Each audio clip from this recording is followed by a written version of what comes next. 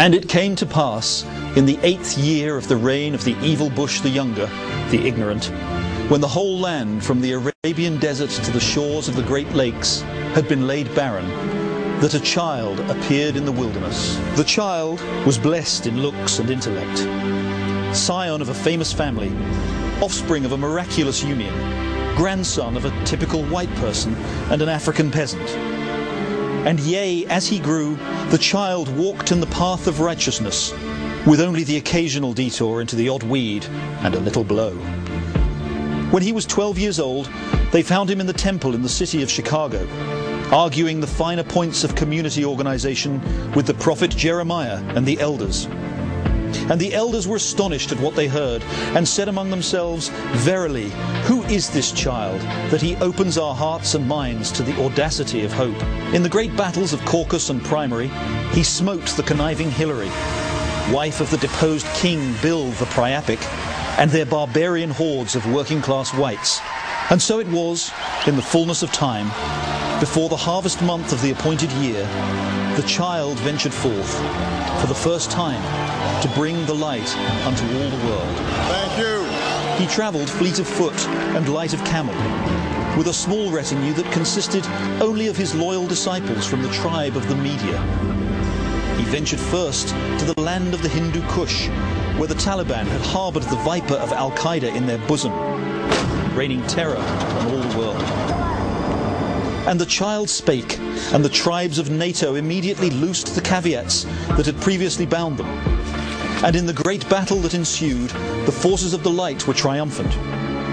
For as long as the child stood with his arms raised aloft, the enemy suffered great blows, and the threat of terror was no more. From there he went forth to Mesopotamia, where he was received by the great ruler Al-Maliki.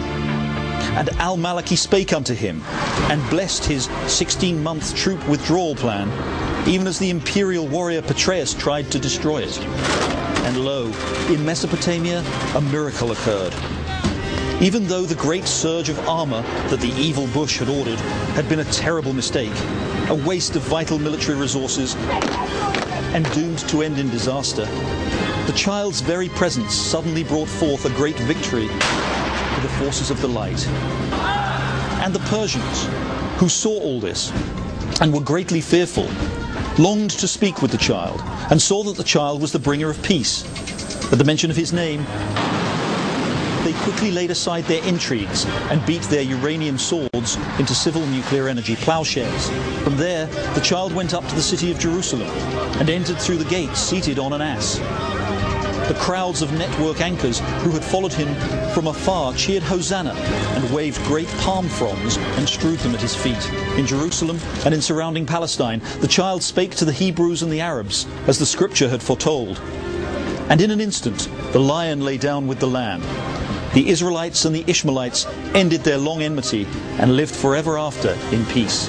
As word spread throughout the land about the child's wondrous works, people from all over flocked to hear him.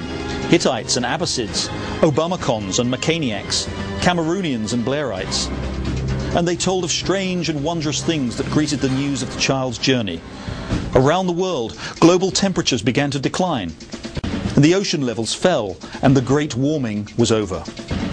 The great prophet Al Gore of Nobel and Oscar, who many had believed was the anointed one himself, smiled and told his followers that the child was the one that generations had been waiting for.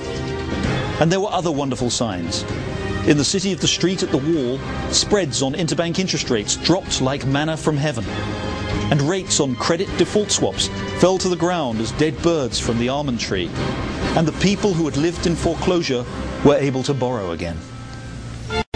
Black gold gushed from the ground at prices well below $140 a barrel. In hospitals across the land, the sick were cured even though they were uninsured. And all this because the child had pronounced it. And this is the testimony of one who speaks the truth and bears witness to the truth so that you might believe.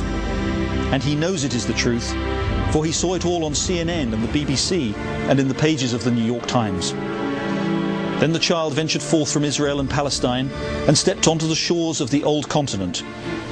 In the land of Queen Angela of Merkel, vast multitudes gathered to hear his voice, and he preached to them at length. These now are the walls we must when he had finished speaking, his disciples told him that the crowd was hungry, for they had had nothing to eat all the hours they'd waited for him. And so the child told his disciples to fetch some food, but all they had was 5 loaves and a couple of frankfurters.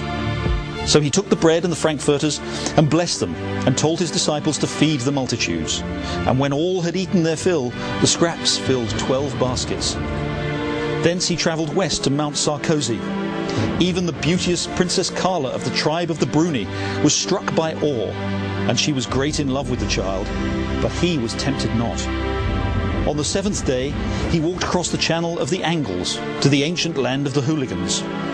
There he was welcomed with open arms by the once great prophet Blair and his successor Gordon the Leper, and his successor David the Golden One.